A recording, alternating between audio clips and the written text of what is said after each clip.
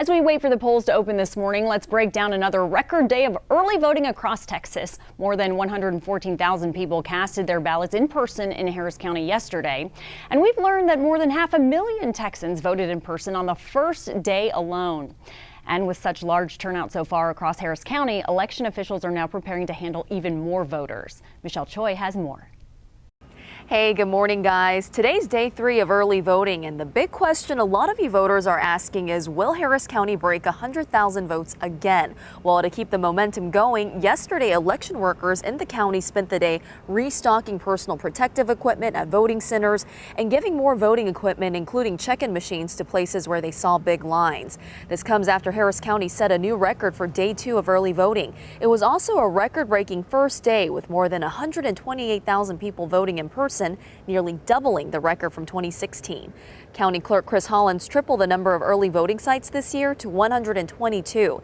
He says the high turnout we've seen so far shows making voting easier leads to more voters showing up. The main thing we learned is that voters want to vote. Another popular voting option being offered to people during the pandemic, drive-through voting. There are 10 sites to choose from across Harris County. Yesterday, they released a new PSA video about it with pitchman Curbside Larry. When you're making your plan to vote Harris County, why not consider voting from the comfort and safety of your own truck? Harris County's top election officials predict this will be the county's most successful election yet. Remember, early voting runs through October 30th.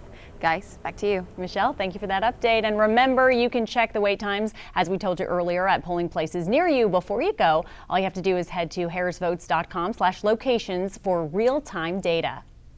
Meanwhile, the legal battle over voting continues to brew. The state Republican Party is vowing to take its fight over expanded drive-through voting sites to the state Supreme Court. Now, this comes after an appeals court dismissed the Republicans' lawsuit yesterday. The Harris County clerk is allowing drive-through voting at 10 different sites, but the Texas GOP says that privilege is only for voters with disabilities, and anyone else who uses it is voting illegally. The sites will stay open for now.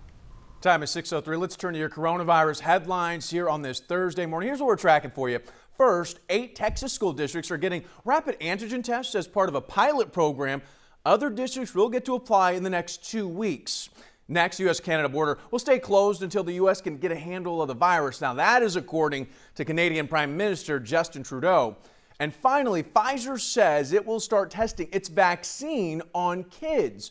The company says it got FDA approval to include 12 to 15-year-olds in its late-stage trial.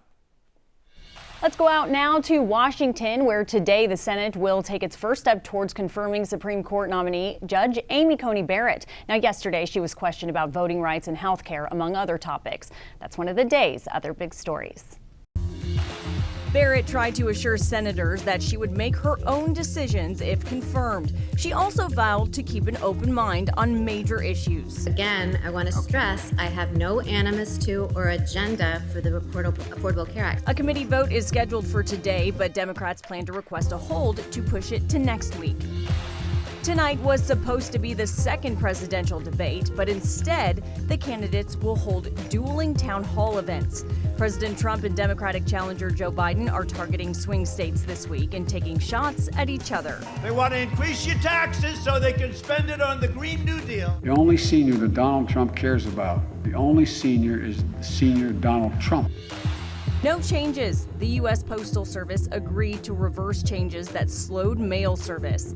That includes reduced retail hours, removal of collection boxes and mail sorting machines, and closing some processing facilities.